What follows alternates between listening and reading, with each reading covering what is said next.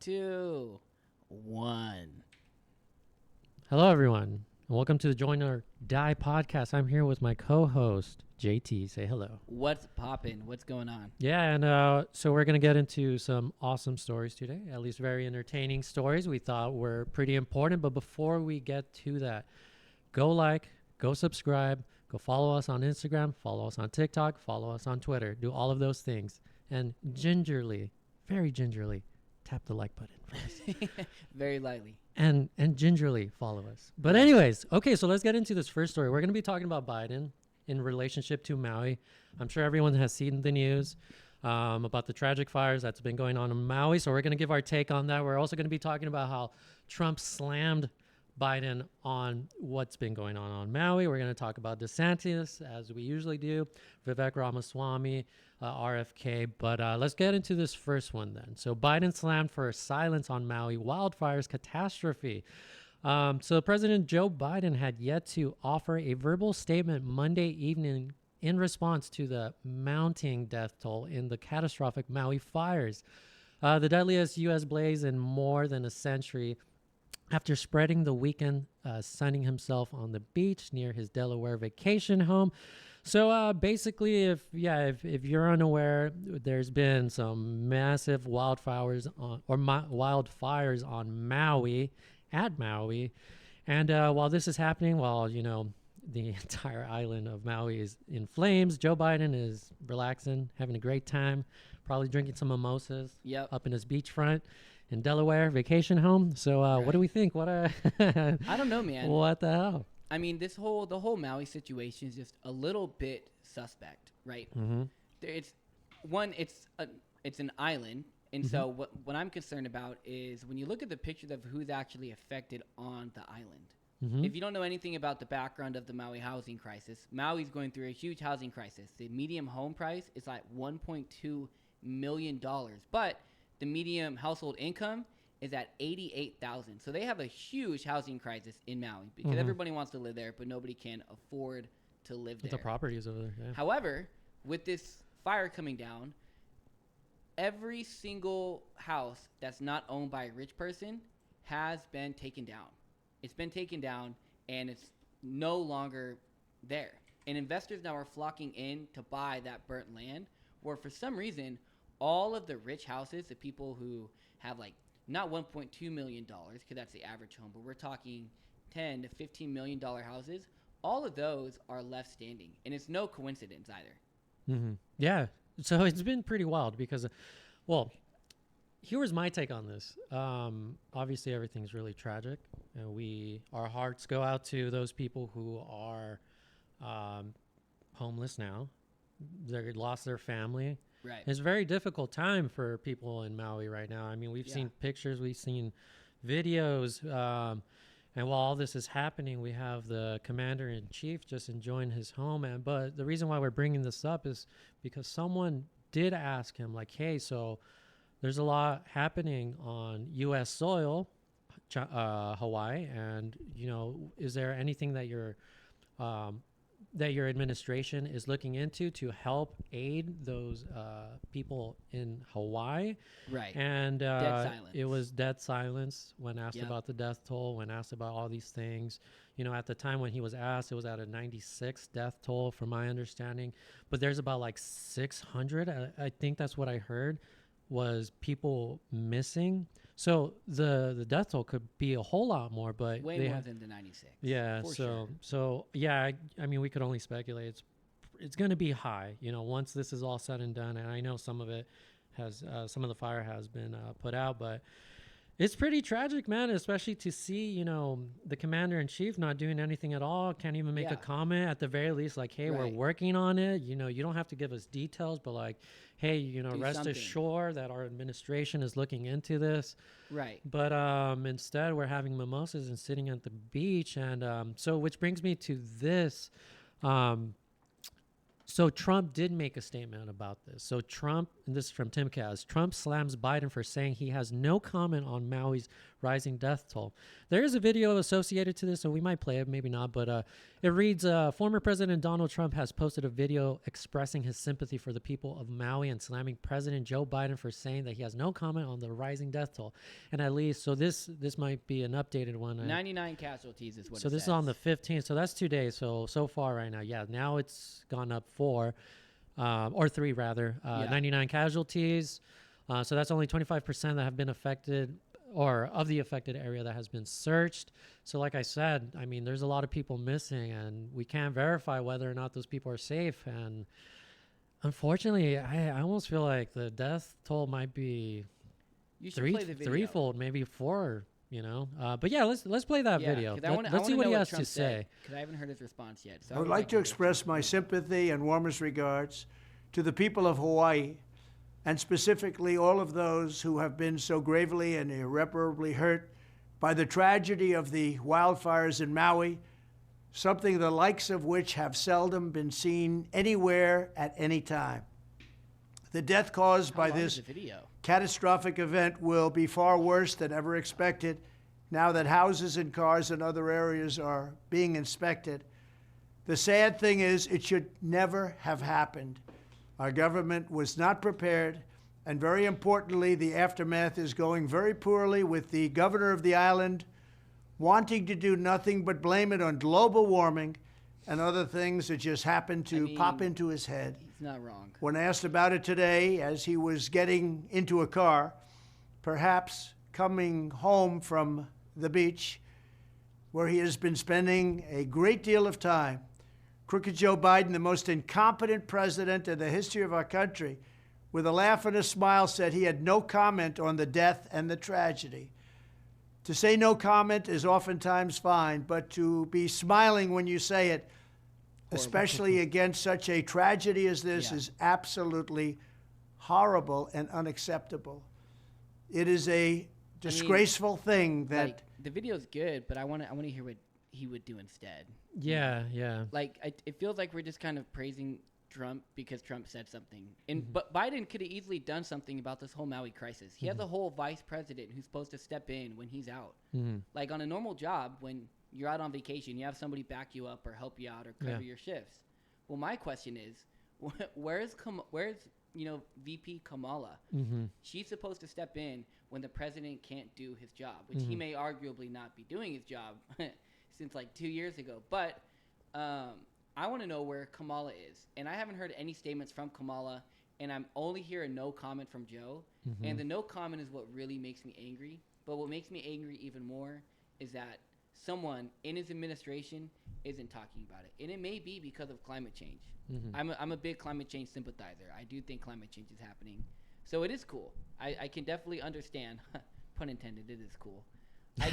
I can definitely understand where he's saying climate change comes from. But my issue isn't the reason why it's happening. My issue is who's talking about it.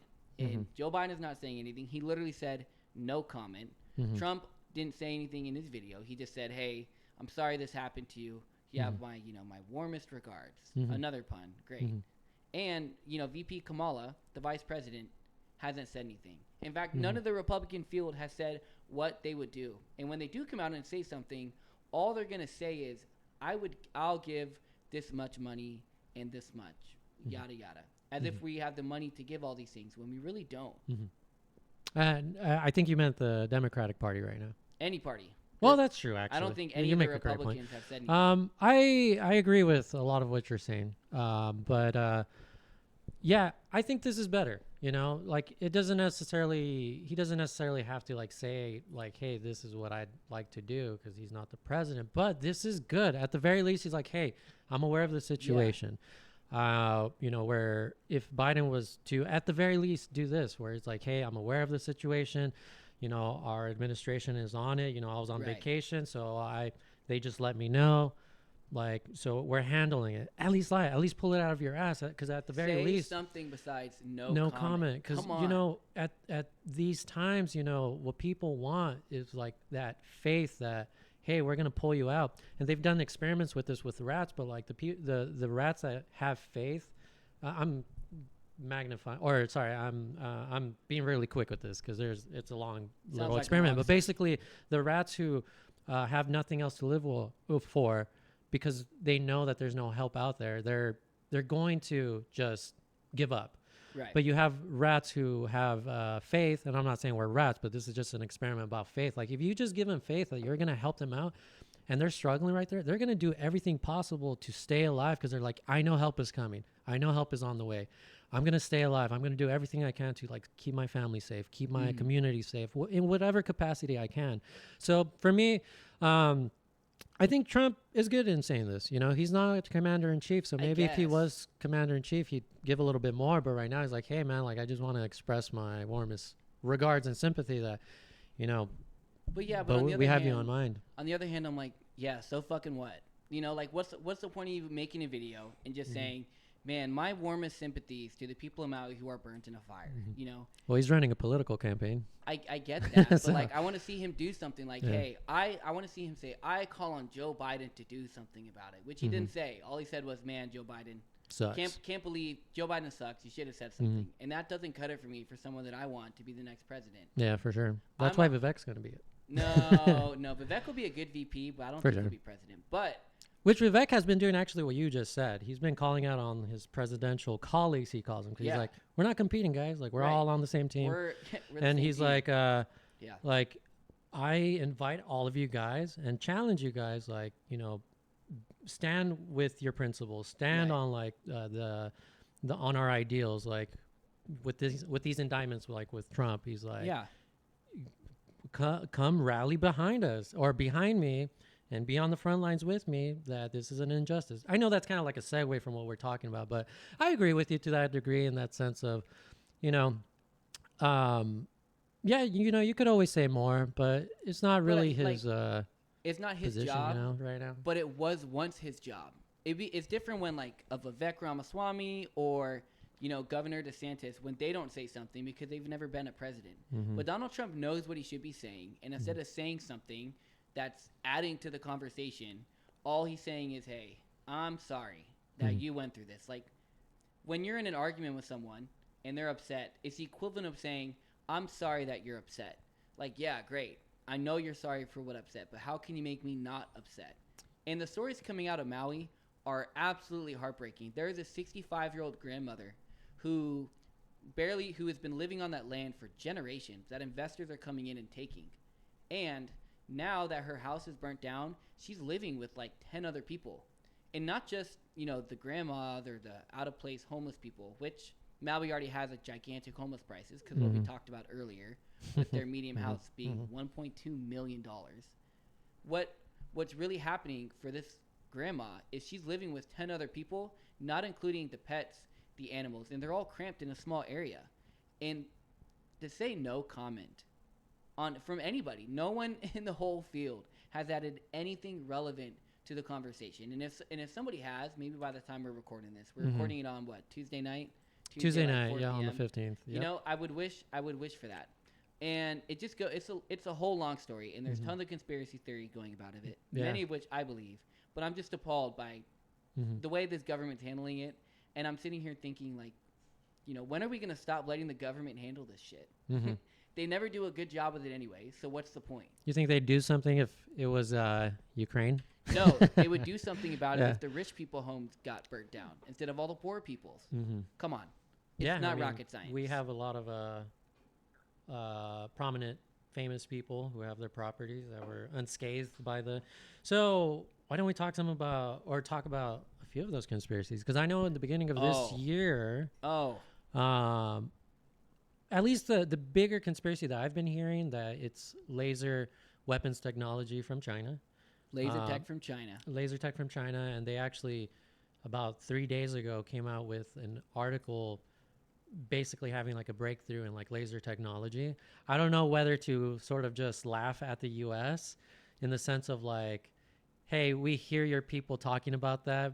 We're just going to like put this out almost like propaganda warfare type thing and almost like boast about it, or like, and there's absolutely nothing you could do. Or, but the reason people are thinking that is earlier in this year, if I remember correctly, China had scanned LiDAR in Hawaii And I don't know if the government really retaliated on that, almost like the weather balloon. They didn't do much. So, They but didn't do anything. nothing at all. They just sort of let it fly there. But they were, when they did ask about it finally, they're like, oh, we're just checking for pollution. And I made the No. joke earlier. It's like, okay, Yeah. like, all right, come on, man. Like, you're You got probably that in your own scanning country. for like military. Yeah, exactly. Like, You got pollution in your own like, country. Check why your are own you worried pollution. about our pollution over here? But they're probably, there's, if you're familiar with LiDAR, is basically a way to like scan the environment that you are scanning. This is kind of how, this is the same technology that we scan for when we find new ruins, for example, in the Amazon. That's how we've been finding new ruins, Aztec. So what's the and- conspiracy then? What, So- that so the- China launched an energy weapon? Is yeah, that the basically conspiracy? on maybe testing, because it is a little bit undetectable. But No then, way. But who They knows? tested. They're testing an energy weapon on foreign soil. Mm-hmm. I don't know about that one, buddy. That may be. a No, little I know. wild. That's why. Like, it's a conspiracy. that I Something keep is hearing. definitely off about it. And then, for sure. I think what they're trying to associate with this. I'm not saying I believe this either. By the way, it's just this is what I've been hearing. Food for thought. You're like, ooh, You're I also off wonder, right? camera, so make sure you get on camera. Sorry, guys. There. But anyways, this is just what people have been talking about on what I've been like viewing and on the internet. Right. It's not necessarily that I believe it, because for me, I'm like, once I hear it from the horse's mouth, or there's an article actually like, hey, this is actually happening. That's when I'm like, okay. But I like the conspiracy. Where No, I'm there's like, for sure a maybe. conspiracy. But sure there is but one. anyways, they were trying to associate this with because there's been a lot of random fires as of lately with like farms, with recycling, Monsanto. yeah, like a lot of that stuff, Yeah, probably get banned for saying and like Monsanto. a lot of our infrastructure just randomly just catching fire all of a Right. sudden. But people will say like, well, this thing happens often, maybe it's just being reported some more. But I'm like, I don't know, like I feel that's No. There's like- definitely something up, and something's wrong because Mm-hmm. the fires don't operate like a fire does. A Mm-hmm. fire doesn't pick and choose what houses it burns. It burns everything from like left to right. It doesn't like do Yeah. a full circle around a house. Like no, that's not how it happens. And it just when you look at the videos of the fire in Maui, Mhm. all the poor people houses are automatically destroyed, but the rich people You got like Oprah's are all there. homes They're all or there. properties, yeah. And there's a reason why like that could be true. You could argue that hey, maybe the rich people houses are more fire safe. You could argue that, but the whole island and all the rich people's houses being fire safe, no. Yeah, that's what I was saying with No. my wife Taylor, because we were talking about them. Like, well, okay, let's throw it out there. Like, what could be the reason? Well, Right. what you laid out, maybe they had protection for that. Yeah. And so I was thinking, well, they probably have the resources, monetary resources to like hire private Oh yeah. people to like try to maintain. But it's like those are big fires, man. So Dude, like, it's so who knows? It's on an Yeah. island, bro. That fire is not going anywhere Yeah. at all. Yeah, You- it's gonna consume It's the going whole the damn whole thing. island. Yeah. So my question is, if a fire consumes everything in its path, Uh-huh. why doesn't it consume the rich people's houses then? Yeah. So there's obviously the point I'm getting at is that there's obviously some sort of conspiracy. I got involved. I don't know what it is, but there's some sort of. They're conspiracy. throwing money at the fire. Oh yeah, that's why the fire was burning, because they were throwing money at it. Yeah, Yeah. they're a bunch of lobbyists for the fires. Yeah, No, seriously. but in all seriousness, isn't that weird? No, and So- the energy one is true, because I did see somebody on TikTok, one of my good friends. He used to do cryptocurrency videos, but he would actually work for the Pentagon, and he was talking about how almost every major third world or every major first world country, which by the way is United States, not really China, but it technically classifies Europe. All these countries have access to energy weapons, Yeah. and they pull up a video of what the energy weapon looks like, it usually looks like just like a giant orange beam everywhere you go. But what they don't tell you is that that's not the real way it looks. It's just a reference point. So when people are voting on it in Congress, they're like, "Oh, that looks flashy. We want that." But these energy beams, which are patented and they're all developed by almost every major country in the world, all of them are actually clear. So they're going to be clear energy beams. And so when you're seeing this fire started, you come down and you see the fire, and the fire consumes everything. Well, using that energy beam, all you have to do is just tilt it away from where the rich people are. And at this point, I'm just so irritated by the government over what's been happening with it. I mean, these are people who have lived on that land for generations. It's not like where I'm at, Arizona, or maybe New York City, where they've had skyscrapers for a long time. The culture in Hawaii they give that land down to their family on family on family. It's kind of like a California house. You tend to keep it in the family if you have a really strong family union. And so Maui's the same way. So what we're seeing is not just some rich people's houses getting removed. We're seeing the legacy of all the poor people houses, and we're seeing that legacy get removed because it's no longer able to be passed down. Because like we said, there's a huge fire, and now investors are trying to capitalize and develop on that land 3 days, and by that land 3 days after that land is burnt. Not just that, like cultural landmarks. Yeah. That's All another kinds of stuff. tragedy. History, all of that stuff. That's everything that we're losing. And Right. I haven't looked into that, but like I wonder if those things are probably intact. I don't know. I did see like some churches were totally just unscathed, from the fire. So that's sort of interesting. But yeah, man, like don't get me wrong. I know I just mentioned that I like to hear from the horse's mouth or people actually reporting on it to like verify. Right. But that is not to say where I'm like, it doesn't mean that I entertain these things. I don't dismiss a conspiracy because lately the conspiracy theorists They're have been all coming right. true lately. It's a conspiracy Yeah. until it's true. I And know all that- of them have been coming true. I know some of the podcasts that I listen to, they even have like an Alex Jones conspiracy jar. Like every time Alex Jones has been right, they just keep filling the jar.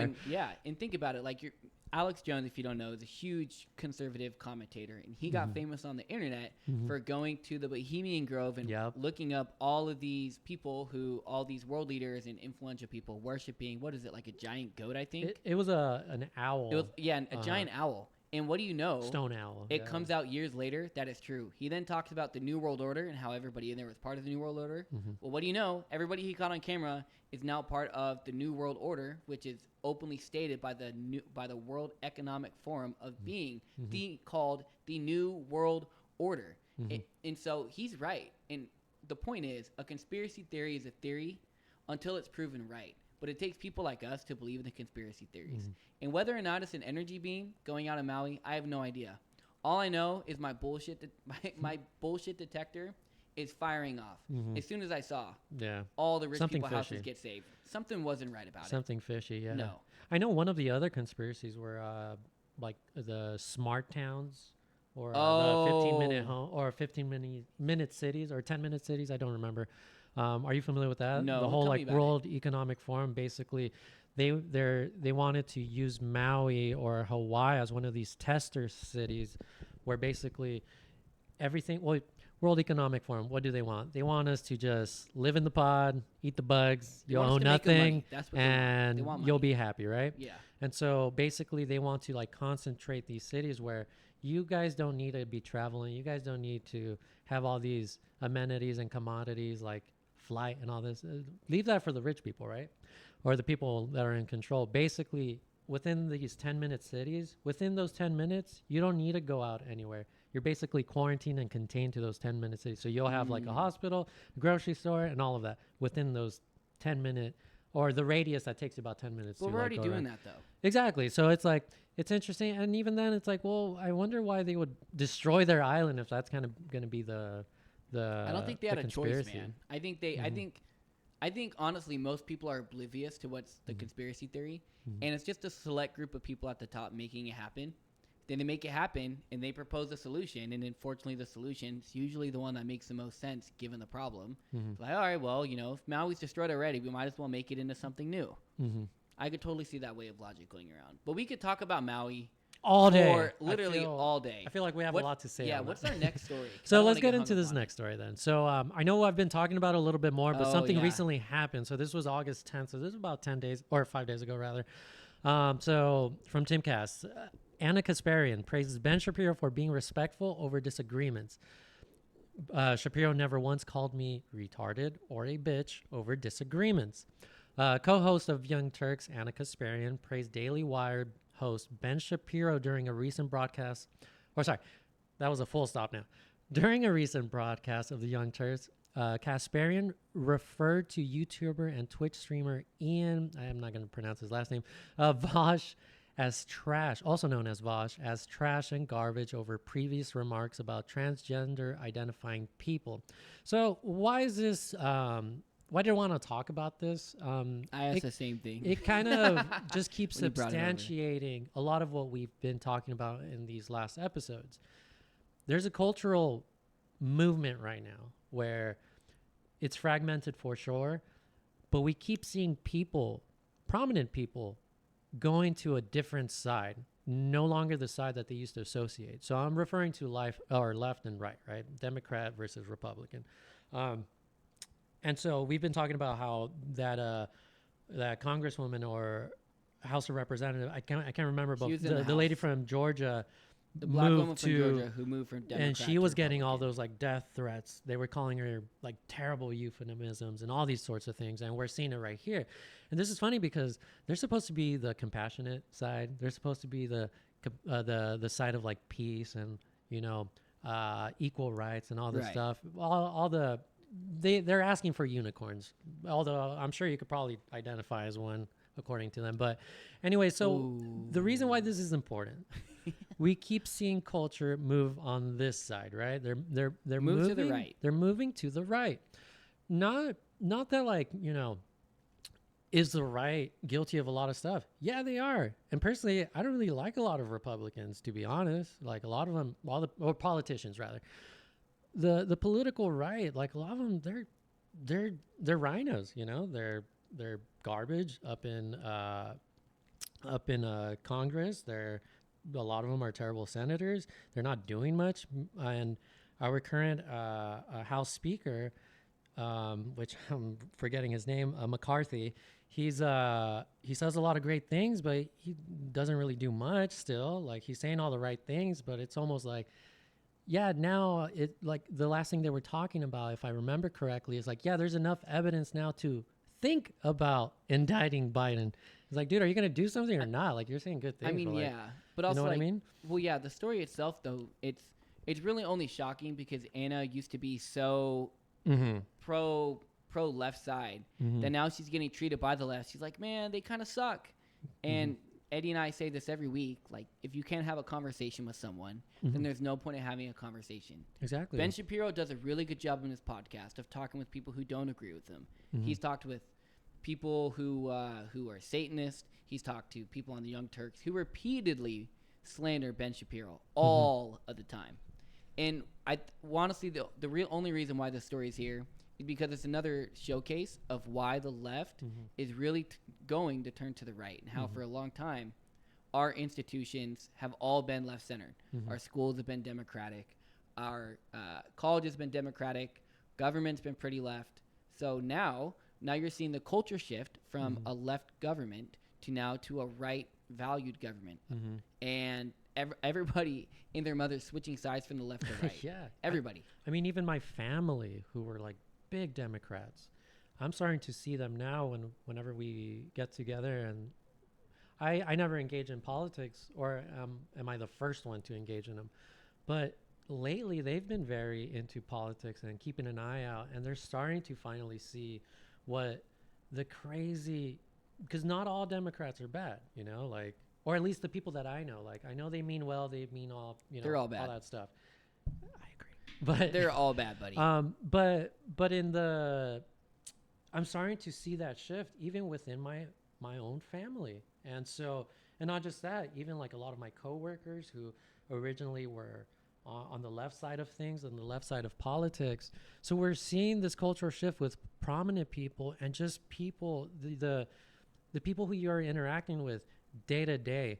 And so you have Vosh here, who's like just throwing so much shade at Anna Kasparian, and I've been talking about her and how she's having this like Epiphany. this epiphany about like, yeah, like, is this the party that I'm associating with? I thought we were the ones with standards and like respect, Right. and compassion and all this stuff, but you have like a prominent left wing commentator, Vosh, who is calling her retarded. She's a dumb bitch. And I think he also made the comment of like, I'm becoming her worst nightmare, which is a homeless man or something to that effect. Basically, what he's referring to Oh yeah, I is, forgot about that. well, her Good point. story, she was out and she was taking her dog out to take a crap. And while she was going to go pick up his crap, you had two homeless people, I think, or maybe one, but come up to her and like grope her and dry Yeah. hump her. And that's when And she she had couldn't like, do anything, dude, like, you know? and that's when she really had that epiphany, like, what is going on here? So that was kind of like a low blow on Vosh, but Oh, yeah. you're absolutely right, man. Because even within, like, you and I, we're really good friends.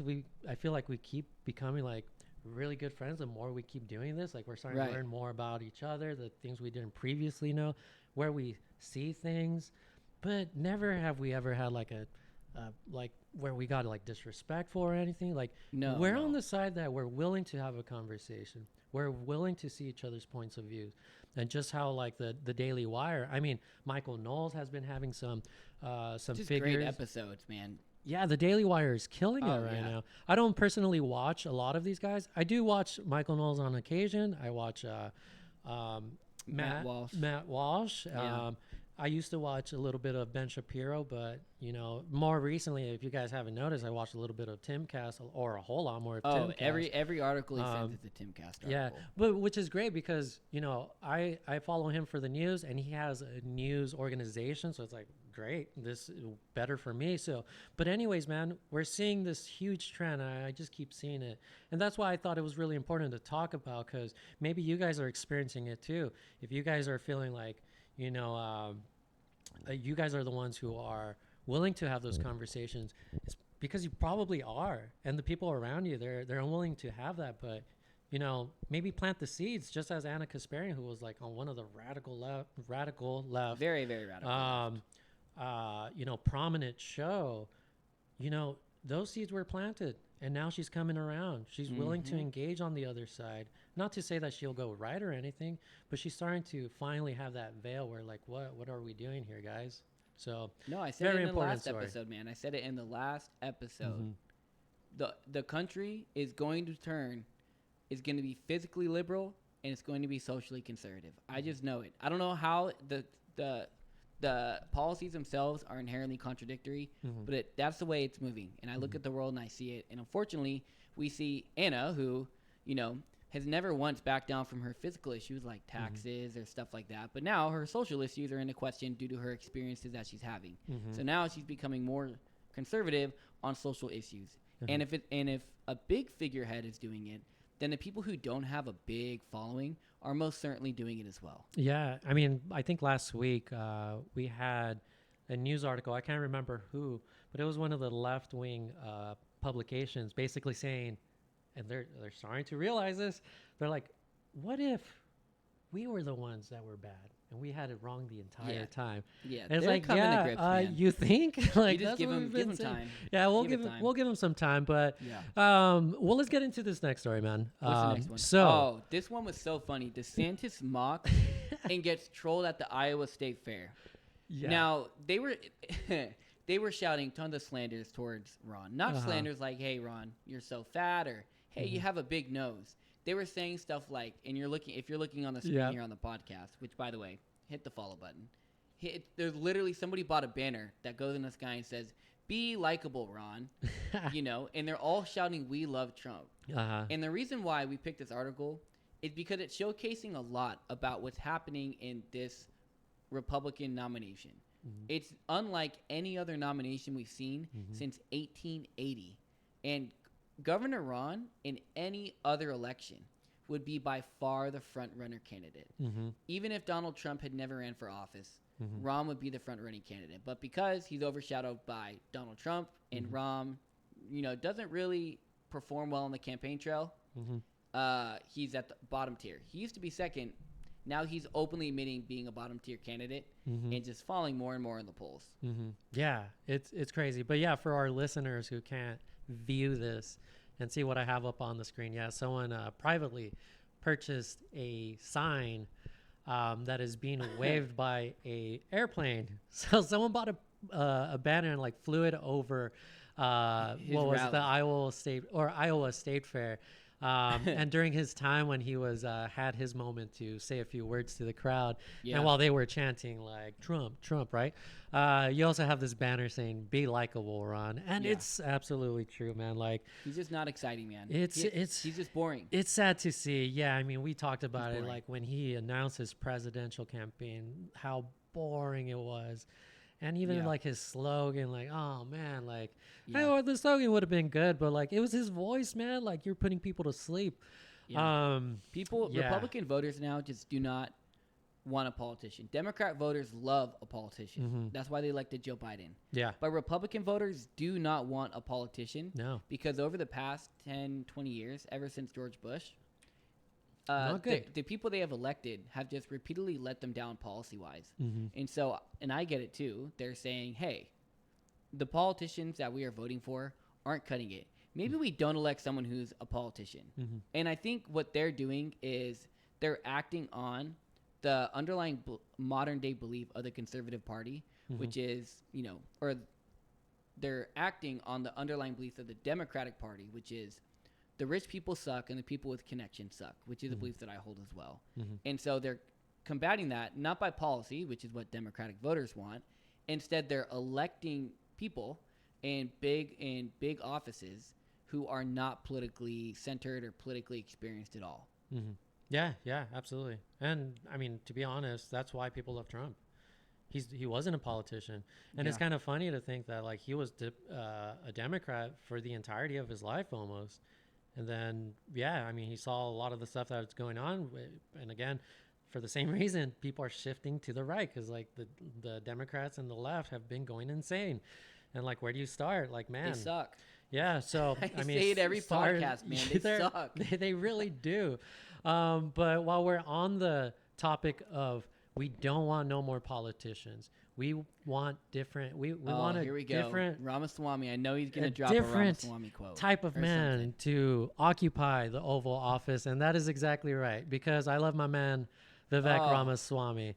But anyways, from Fox News, Vivek Ramaswamy breaks with the GOP on decriminalizing of hard Finally. drugs. I'm in that direction, he says. I'm not on a war on drugs, or I'm not a war on drugs type person, Vivek Ramaswamy so righteously declared.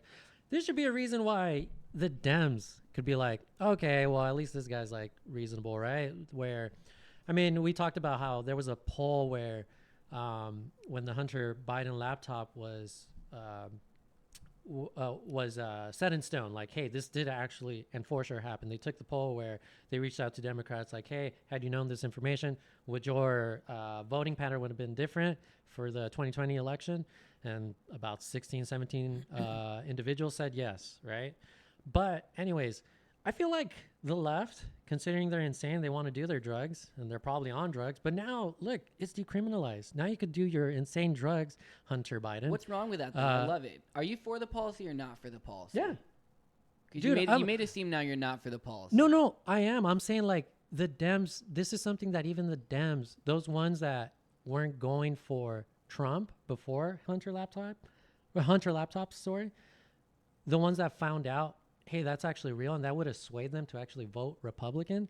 So during this presidency, well, no, they said like factually, like, hey, yeah, 17% of the people who we polled would have voted actually for Donald Trump if they had known that story that was actually real. So what I'm saying basically, I think I'm overcomplicating.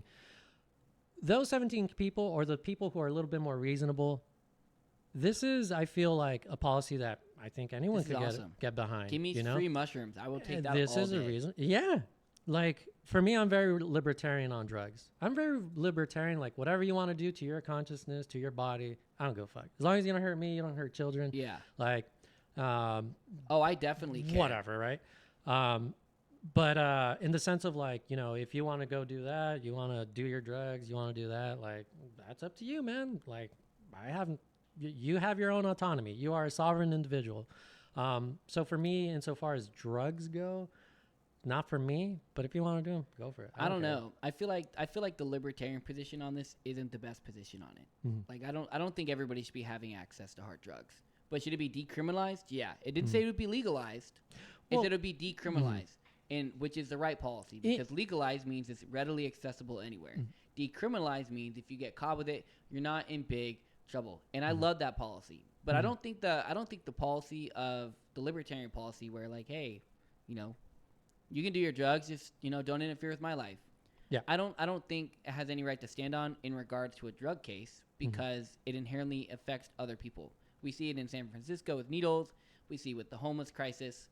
And I think, yeah, like, it's all fun and games to say, hey, you do your drug, you can mess up your own life. Mm-hmm. But no, we shouldn't be having policies that enforce that. Mm-hmm. Right? There are some drugs that should be legalized, like psychedelics or mushrooms.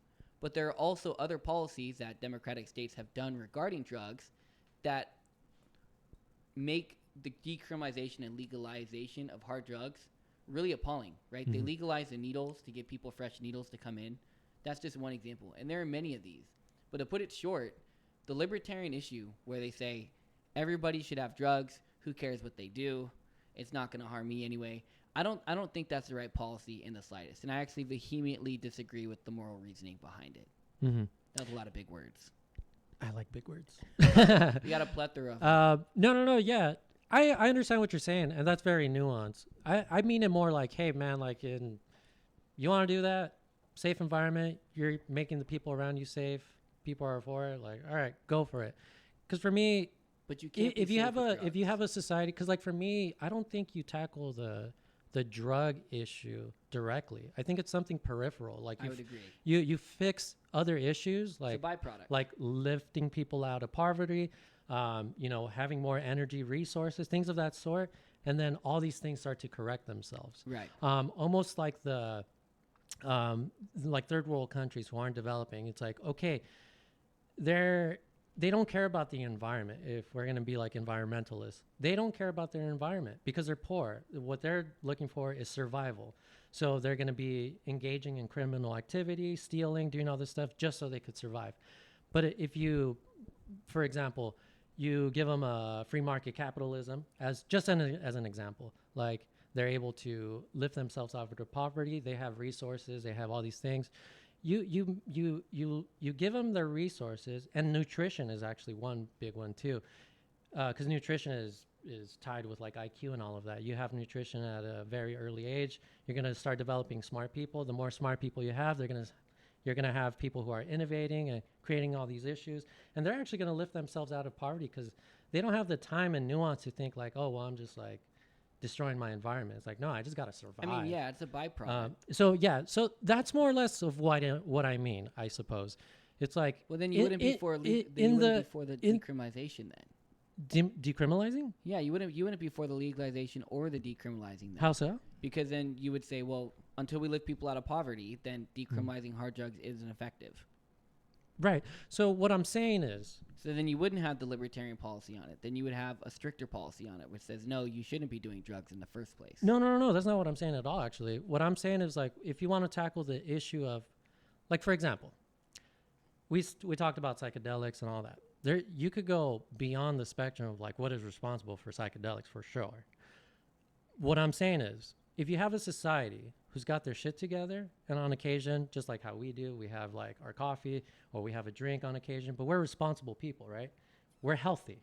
If you have a society that's akin to that, the drug issue isn't necessarily a big issue where like the drugs are causing mayhem in your cities and all of that. And that's when like the libertarian approach is a little bit more favorable now, because it's like, hey, well, I don't need to be policing you in all these ways because we know that you're a responsible individual. And if you want to do your thing, like that's your thing, right? That's kind of like my approach is what I'm saying. I understand, but I feel like people are just so dumb and people are never going to be responsible. So I'm sitting here like, man, if you're dumb and you're not going to be responsible, why am I legalizing these drugs for you? Because as many people know, I'm pro any psychedelic use and I'm also pro marijuana use. I would love it to be legalized and readily available. But there's no point in it being readily available and used in a medical way if those issues aren't addressed. Yeah. People are dumb and people are going to be responsible. So reframe. Oh, here we go. Walking back in my idealistic world. Okay, yes, there we go. Yes. It would be a libertarian approach because then we would assume that society is responsible enough to take those drugs. You know? I think a better question is, how do we make society responsible enough to be able to legalize drugs? Yeah. And I think another question is, what drugs should people be using and what drugs shouldn't they be using? Because you can't just legalize one drug. You have to legalize a bunch. That's like legalizing one brand of alcohol. Like, oh, you can drink whiskey, but you can't drink tequila. The next response is, well, it's still alcohol. So why can't I, have both? Mm-hmm. And so I feel like drugs, along with a lot of these other social issues, are it's either one way or the other. There's no middle ground. Yeah. Especially like with abortion, right? You can't be, pro-choice. You're either pro-life or you're pro-choice. Yeah, you can put stipulations on it, but at the end of the day, you're pro-choice or you're pro-life. Transgenderism, right? You either think a man is a man based on his biological identity or biological sex given at birth, or you don't. You don't have a middle ground in between then. And I think, unfortunately, this line on drugs is another line in between that. You're either for drug use, which you're for all drug uses, or you're only pro Absolutely not. Yeah. a portion of them. Yeah. And the question is, if you are pro all drug use, why would you want people doing harsher drugs that don't benefit them? Yeah. If you're pro psychedelic use, that's different. If you're pro marijuana use, that's different. And I think that's why the medical marijuana movement gained steam, was because it managed to separate itself from all these other drugs. Because before, what was it, like 2012, I'd say, when marijuana started becoming like a legal issue. Yeah. Before when it was 2012. a little bit more in the like political space, and we had politicians starting to address this. I think it was a little bit before, because I think Obama talked about it a little bit. Right? We'll just say 2008. In 2008, Early 2000s. We could say in that. early 2000s, when marijuana was getting legalized and gaining traction, what it said was, it's not mushrooms. It's nothing's bad about it. It's not harming you, right? It separated itself from harder drugs like heroin and meth and all of these other drugs. And now you're starting to see psychedelic use changing its definition and trying to differentiate itself from all these other drugs as well. You know what? Reframe. Just full authoritarian. No, I'm just kidding. Yeah. And Tell be people like- what they can and Yeah, can't right. do. I don't know. I get such a bad rep for it when I tell people my social policies, but you've heard it to me and on every podcast episode. I think I'm right. So when I say don't do something, it's because it's probably bad for you. I'm a health nut. I know it's good for me and I know it's not. And I think everybody should be living to the same moral code of ethics. And no, I don't think doing heroin and meth and these harder drugs and giving people needles is It's okay. comparable to like psychedelics. Yeah, or, but do I like psychedelics? Yeah. Do I like weed? Sure. Do some pot. Who cares? Those are cool. And then but maybe there's an we obvious should- line to draw. And But we're then not drawing it. We should definitely like be seeing like, is there like actually do like scientific like looking at it scientifically. Is there a net positive to taking X drug, right? So like psychedelic, for example, it's Huge net positive. It's relieving and curing a lot of PTSD amongst those who have like experienced war, who have a lot of trauma.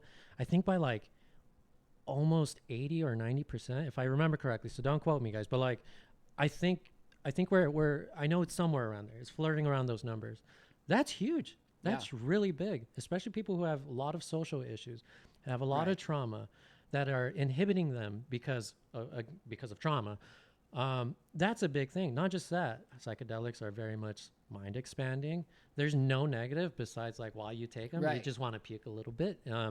But like You puke when you have psychedelics? Well, I never have, but like You've taken psychedelics. I've taken it once. Once? Just once, but I didn't Okay. puke. I got sick. I was right there. That's I was like, crazy. I've never gotten sick. you know What'd you take? Mushrooms? Mushrooms. Yeah. Oh, dude, you got sick with mushrooms? Yeah. That's gnar. I took quite a bit. I didn't know I wasn't supposed to take that much. But Oh, I did. You probably took But too much the first time. maybe That that's would a make story sense. for another time. But Yeah, we'll have a story time but exactly, like we need to be looking at this like, is this a net positive or not? In the sense of like, is this actually comparable? What you were saying, like, Yeah, is it good for you? meth, heroin, is that comparable No. to like psychedelics, marijuana? It's like, dude, hard no, absolutely not. But Come there's on. also a really fine line to that, because then you're judging a drug based on its usefulness, when a drug doesn't have to be useful in order for it to be something people enjoy. And that's what I think people have a hard time getting around, because psychedelics have been proven in many, many ways to help your body, like to help you recover from trauma and help with these big issues. But you don't see marijuana helping with those big issues. Now they say, oh, relieve stress. Well, shit, like drinking relieves stress. Working out relieves exercise. stress. Yeah, Exercise exactly. relieves stress. Yeah. So stress relief is the main reason why people take marijuana, that and sleep. But my question is, like, if you're using marijuana to sleep, why don't you try something else instead? And so I think if we're judging a drug based upon its usefulness, I think psychedelics should be legalized then, but marijuana would not be legalized in my book. If it was based on usefulness and Yeah. yada yada. Yeah. But again, we're getting a little too nuanced with that. For me, I think it's the general, which I think is what you're saying too. It's like, there's definitely drugs that people could benefit from in different ways, where I don't see a net positive to use like shooting up, Yeah. or I mean, in the sense, I know there's like clinical versions of things like Right. methamphetamines, things of that sort. Yeah, But Adderall. Adderall and things Mr. of that Vivek sort. Ramaswamy, a pharma bro. But I wanted Yeah. to add one thing. Mhm. One thing.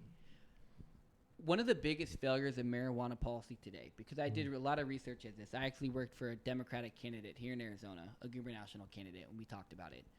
One of the biggest flaws in marijuana policy is that it's cash only.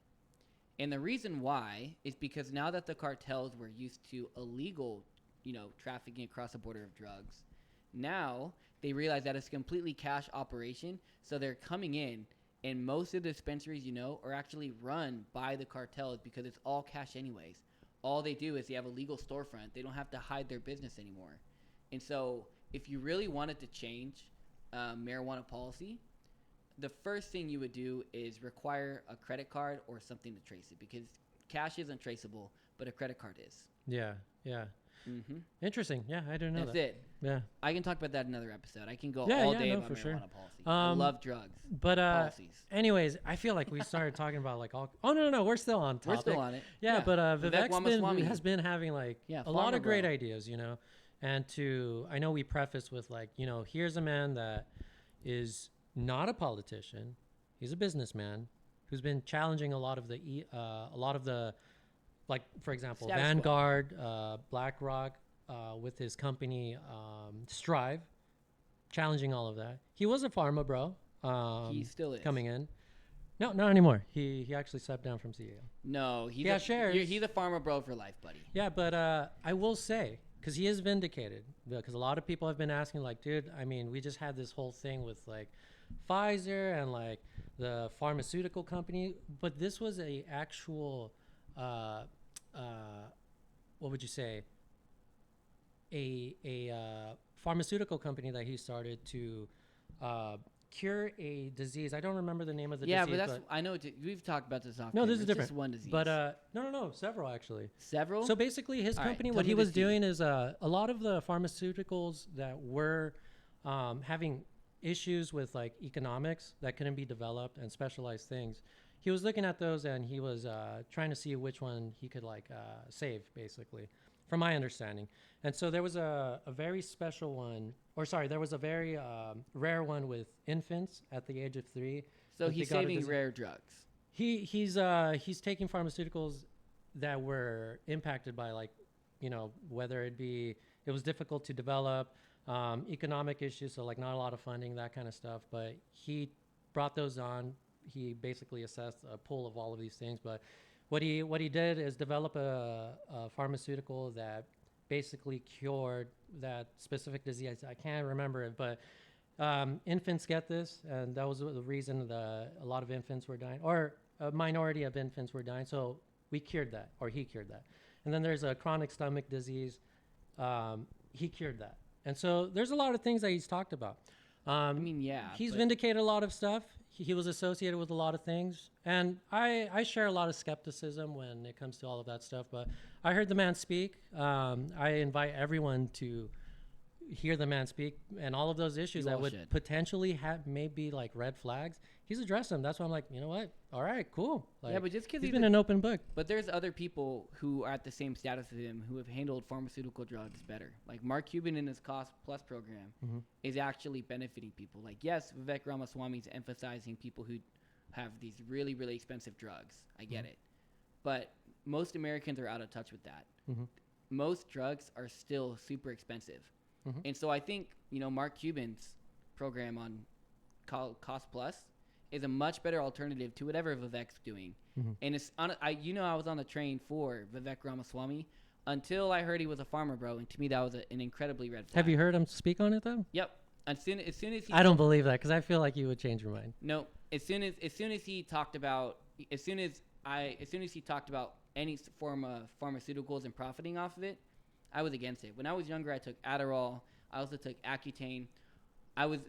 I was prescribed legal amphetamines because of Adderall. I then was on Ritalin, and it caused my family a fortune. And he hasn't done anything with drugs like Adderall or Ritalin. He's done drugs that are like for $50,000 that only happen one in like what 250,000 people max, maybe like 1 million people. Wait, for who? Vivek. You said he. I think you're mixing it up. No, you sure? Because I know the conversation we had, I was just trying to figure out a point, and I brought up Martin Shkreli.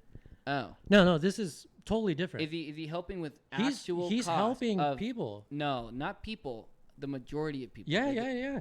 Well, the people that he's healing, it's a very minority. Oh, well then He's helping the people out. Nothing. No, the last conversation That's we the point. had. He's helping a minority and not the majority. That's my point.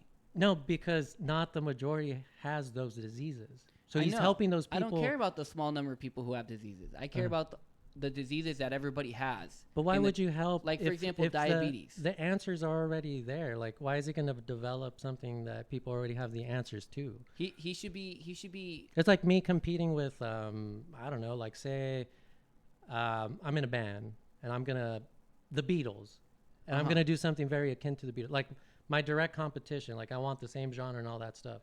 It's like, well, why should I just make a Beatles type cover band? Because now I'm competing with the actual Beatles. Like that's already, like there's an answer for that now.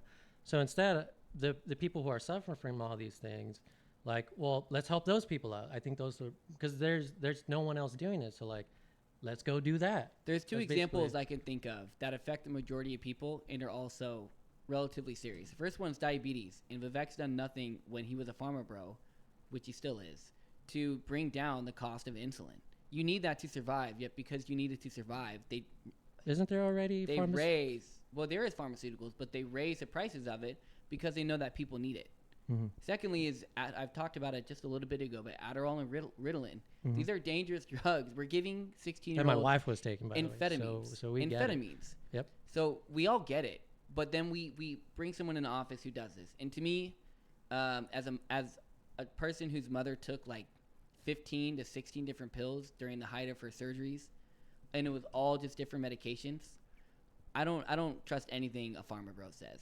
And I'm anti Ramaswamy. From here on forward, I'm doubling down on the anti-Ramaswamy. No, that's good, because maybe down. For us, we should maybe have some disagreements because we agree on a lot of stuff. We do. Agree on a lot of stuff. Well, I invite you to listen to that guy. I have. For me, it's like I don't necessarily. We've had this conversation before, but like, insofar as like helping people, I don't think you have a demand to like help people. It's like if you have it and you're gonna offer your services, I think that's all right. Well, it's for you. And the way I kind of think about it is like, let's scale it down so we could sort of see what I'm talking about. You have two people.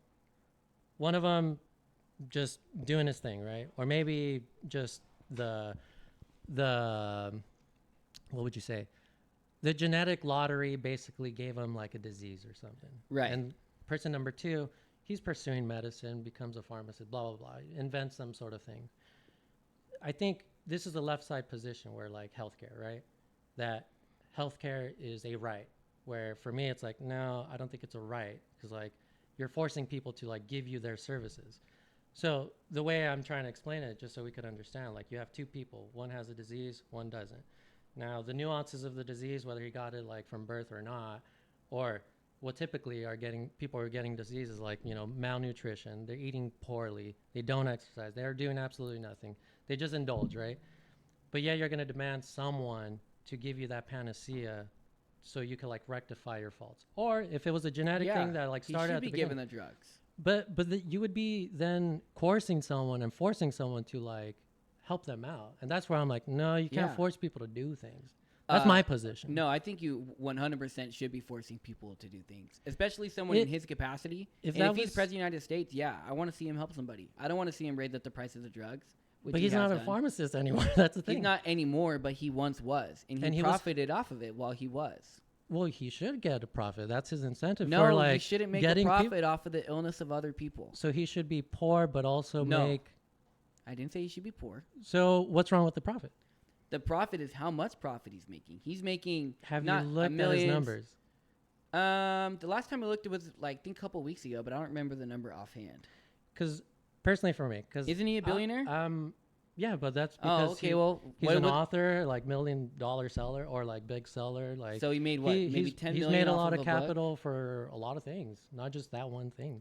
So did he make his money?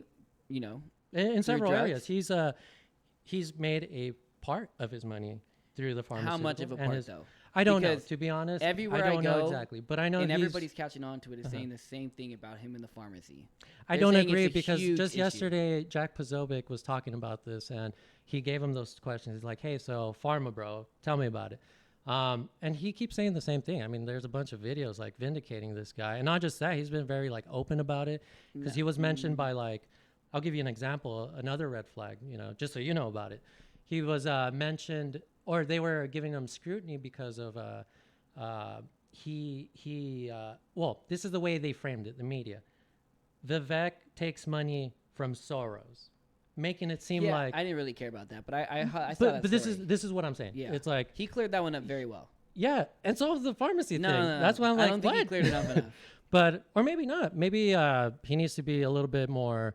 I don't know, articulated in a different way. But needs as to far not as do it what at I've all. been seeing, because I'm supporting this guy, so I've been watching everything he's saying, and I scrutinize basically everyone, even myself, and I think I'm almost perfect. Not just kidding. That's not Oh. true.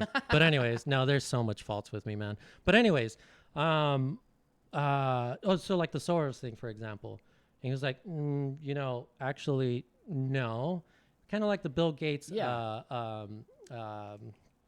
what is the Bill Gates scholarship, private schools. So they're basically associating Soros to that capacity. It's like, oh, you earned a scholarship from a Soros foundation. But they're trying to frame it as like, Yeah, like, you you work, took money from like, Soros. Like I literally took a oh. paycheck. Like, oh, Yeah. thank you, Like, George no, Soros. come on, guys, be a so little fair. so like Be a little fair. technically true, but being dishonest simultaneously. I mean, he's notoriously dishonest. I mean, Who? Vivek. How? I don't understand. In 2019, he's currently running on Uh-huh. like, hey, you shouldn't have taken that vaccine. No, Uh-huh. don't take the vaccine. His company made the vaccine, and he encouraged people in 2019 to take He the did vaccine. not make the COVID vaccine. Every major pharmaceutical company had their own version of the COVID vaccine. Yeah, but then- he didn't make it, but was he in charge of selling it? Oh yeah. I don't So once know. again, I mean, he's- maybe he's be. profiting off of. But is people getting he sick. being truthful, or have they not asked him the question like, "Hey, so tell Oh, me about this part"? No, the truth still exists, whether you ask about the truth or not. A tree still let's- makes a sound. Let's if it falls. well, no, for sure, I agree with that. We're just gonna but- scrap the rest of the episode and just talk about Vivek for the rest of this, man. dude, because I love this man. Like I said, like I've been watching just about like Eddie loves the every guy. Eddie loves the episode. guy. And so I'm like, there's no way, because like every single thing, like every hard question, like he's been bringing. I it mean, up. just because he has an answer doesn't mean it's like the best answer. And to be honest, I like zero of the Republicans. Well, no, I'm saying more like in terms of like the what he's been, the questions that he's being asked, he's answering them directly. Like, hey, and even if there's like a little bit of a red flag, he's like, look, this happened, that I'm not hiding it. I'm being like upfront about it. This is what happened, et cetera, et cetera. Which But it he still hasn't had happened. much. Sure. Like for example, you brought up the COVID vaccine, and I can't like look this up right now and talk simultaneously. So I'll just he take did say your on Twitter now, and I'm looking at April 2nd, 23. He said, which one? go up, and then on Twitter under X, I was dead set against the COVID vaccine mandates. I still am. He's obviously lying here. There's multiple articles, and I'll pull them out for next week. Mhm. There's multiple articles, and Oh, so you guys could see it. yeah, Cool. there we go. See, boom. Look, and the meme at the bottom says anything else. Just Do you Josh King. mean because I He said listened you to should it? be taking the vaccine, and now he's Is this, saying no. is I'm this dead. like dead is scared this like all along." out of a book or something? No, it's a statement he made. Because I know he's been scrutinized too for books taken out of context, or sorry, passages from his book that were taken out of context. Like for example, like January 6th, Yeah. where they're like gerrymandering like a position where it's like, okay, so that taken out by itself, like I could see how you could see that or think that, but did you listen to the whole thing or did you read the whole thing? Like, because there's like a lot of Oh, I missing definitely didn't read his context. whole book. No. But no, neither have I. But I'm just saying, like, personally, for me, this is just me personally. But this is good because maybe we need I need Whoa, to. You hold gotta on. chill with the Ramaswamy Who love. are you? Where's your money at right now? Where do you think? Out of people I like, I mean, for me, it's Trump and Vivek. well, for me, I mean, honestly, I would love to see a Trump and Vivek ticket. Can you imagine that? But Vivek is not presidential. He's presidential material, but then he become the farmer bro, and he's. I don't think it's. I think he's too. I think he's too advanced for the current conservative party. I think he's a couple years ahead. Vivek is where He's we ahead are of the going game. to be, Yeah. but he's not where we're at now. Trump is where we're at now. Yeah. And do I like Trump? No. Do I like Ramaswamy? No. Do I like DeSantis? No. In fact, I don't like any of the Republican candidates. I like Robert F. Kennedy the most out of any candidate, and that's because I agree with him. He's physically, liberal and relatively socially conservative. He is an absolutist. That's what I like about him. I don't know what an absolutist is. In the sense, a constitutional absolutist. I don't know what that is. So basically, your first Bill of Rights basically is what people refer to when you say a constitutional absolutist, like your Bill of Rights that was handed down during the Revolution.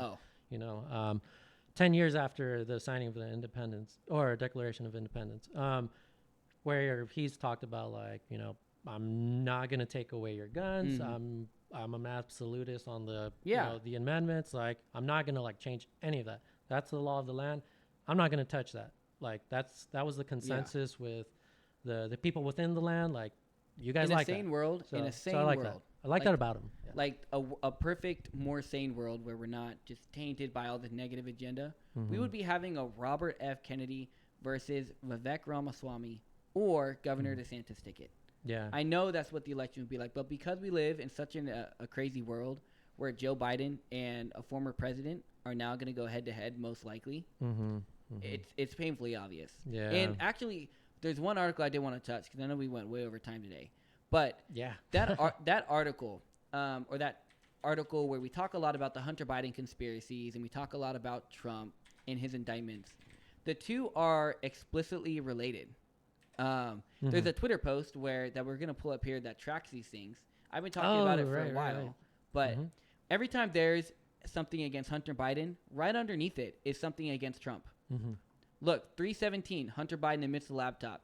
318, Trump indictment gets begin. 608, FBI doc alleges Biden bribe. Next day, indictment on Donald Trump. And so it's a repeated pattern here over the corruption in the government.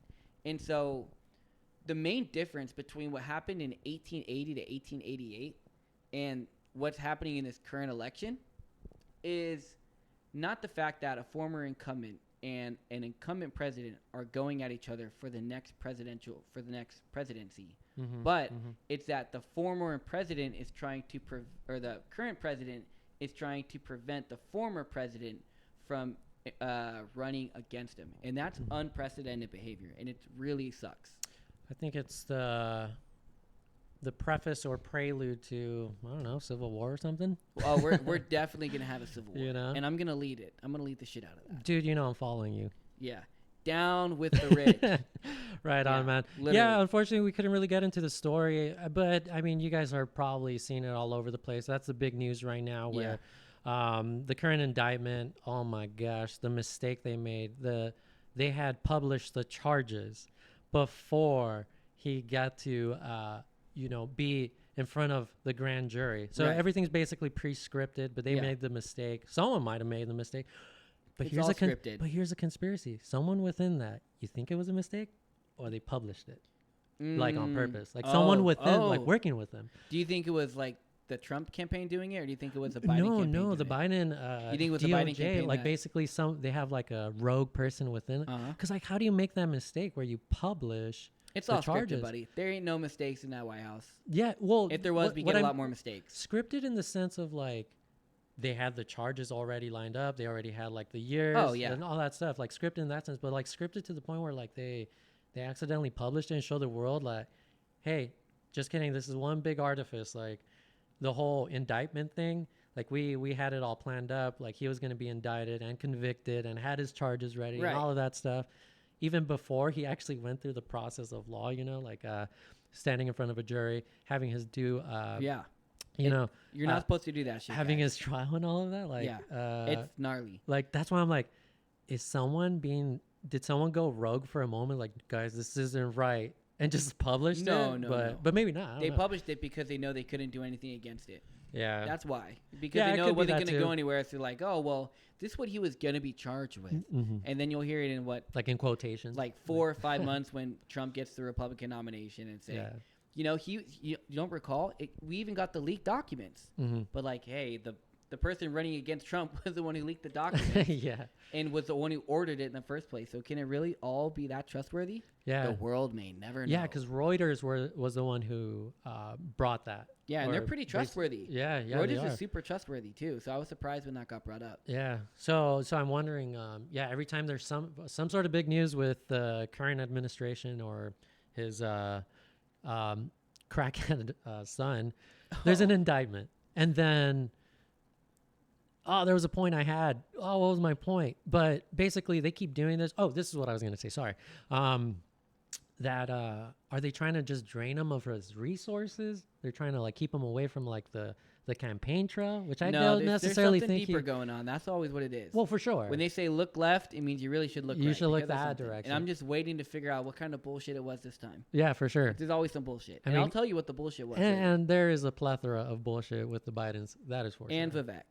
No. Oh, No, I set you up for that one. But hey guys, but yeah, I mean, we at the very least wanted to touch on that story because I mean that's the elephant in Yeah. the room, and it's like, why aren't these guys talking about that? So if you guys Right. made it this far, awesome. You guys made it this far. But if not, again, thank you so much for those who are watching. Don't forget to like, don't forget to subscribe. Go on our Instagram, go on our Twitter. Oh. We have our Twitter in front of us right now. Go like us for God's sake, gingerly, ever so gracefully. Click on that like. And Rumble. Rumble's important, guys, because we want to Yes. start live streaming on Rumble, but we need a certain amount of followers to do so. So- if you could go and follow us on Rumble, that would be the best thing ever. Yeah. Yeah. So I'm talking to my dedicated listeners because I know you're there. You guys talk with me on Instagram. Oh, So they I'm looking roast at me you in the guys. comments. I'm looking at you guys. Why aren't you subscribed? You're listening to me or NJT. You're listening to us. Ooh. Why aren't you subscribed? It's Do so it. easy. Just click. And if the issue is, oh, well, I don't have an account, it takes literally a minute. You It just took put me your 30 name. seconds put to your- make one. Yeah. It's that Get easy. us to 5. That's all But, we need. We need 5 followers, damn it. Just 5. Let's raise that bar very low so you guys could do it. Yeah. Everyone, if you guys just did it right now as you're listening, we got live stream. Okay. Anyways, till next time, any last words for JT? Yeah, Vivek sucks. And my last words, Vivek's awesome. Bye, guys. Bye.